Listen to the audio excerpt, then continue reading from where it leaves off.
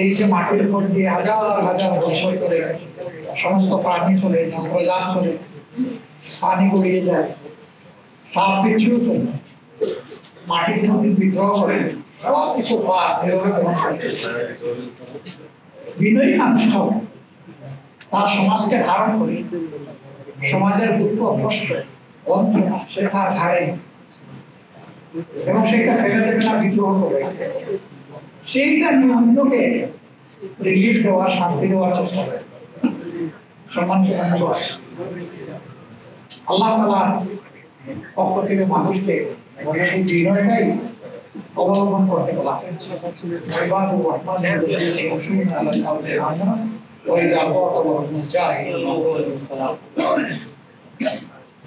রহমানের অনুগত বান্দা জমিনে যখন চলাফেরা করবে তখন তারা বিনয়ের সাথেই, তবে জীবন চলার পথে বিভিন্ন জায়গায় বিভিন্ন চ্যালেঞ্জ আসে। কিছু মানুষ তার বিনয়ের পথটাকে রুদ্ধ করে দিতে চাই, তার সরল এবং সত্য পথের উপর চলাকে বন্ধ করে দিতে চাই, তাকে বিভিন্ন প্রশ্ন জর্জরিত করবে, কুতর্কে জড়াবে, তার উপর মিথ্যা অপবাদ আরোপ করবে। এরকম যদি কোথাও কারোর সাথে লাগানো হয়ে যায়, প্রথমে বিনয়ের সাথে সহজ সরল ভাবে তার সাথে আলাপ হবে। যদি মনে হয় যে সে তো হার মানার লোক না, সে যে কোনো মূল্যে সত্য মিথ্যা হোক সে জিততে আসছে, এই ক্ষেত্রে আল্লাহ তাআলা সমাধান দিয়ে ঔষধ দিয়ে বলছেন, এখানে ঔষধ হলো সালাম, ও শান্তি কামনা করে এখান থেকে চলে যাবে। আল্লাহর মূল্যবান সময়টা নষ্ট না। আপনারা চলতে গিয়ে দেখবেন চলাফেরায় যে দিনের ব্যাপারে অনেকেই সেই রকম চ্যালেঞ্জ করবে।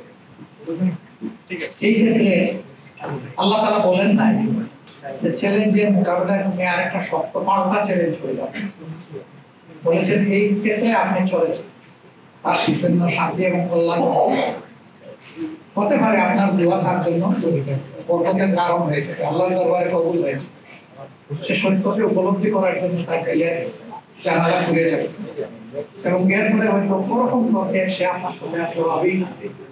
আবার যদি তার ভাগ্যে সেরকম হৃদয় না থাকে তাহলে আপনি দিনের পর দিন তার সাথে সময় দিতে পারেন, কিন্তু আপনি জোর করে তাকে হেদায়েতের মালিক আছেন। হেদায়েতের কারণে আল্লাহ তাআলা অসহিষ্ণু হওয়ার আমাদের। যখন তুমি জাতি সংকটে পড়ে তখন সেই জাতিকে ওই জাতি আলেম বা শিক্ষিত লোকদের দায়িত্ব হচ্ছে তারা করতে হবে। তারা আমার জাতির লাভা। বাংলাদেশ এবং জাতি স্বাধীনতার পরে এক এক করে ৪৫ বছর পার।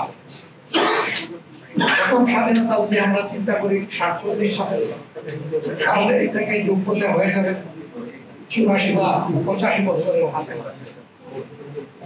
এরকম সময় অতিক্রম করার পরেও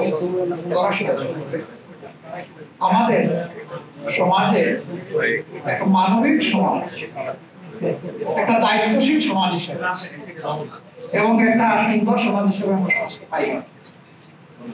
তাহলে জাতি তো সংকটে আছে, এই সংকটে কোরআন এবং সুন্নাহর উলামায়ে কেরাম যদি জাতিকে পথ দেখায়, আশা করা যায় যে জাতি পথ পাবে এবং সফল হবে। জাতি কি আপনাদের কাছে প্রত্যাশা। আরেকটা কথা না বললেই না হয়, উলামায়ে কেরামের মধ্যে জাতি একটা ইস্পাত কর্তৃপক্ষ। জাতি চায় যে ইসলামের মৌলিক বিষয়, জাতীয় জীবনের প্রয়োজনীয় বিষয়ে উলামায়ে কেরাম ঐক্যবদ্ধ থাকবেন, এটা জাতির প্রত্যাশা।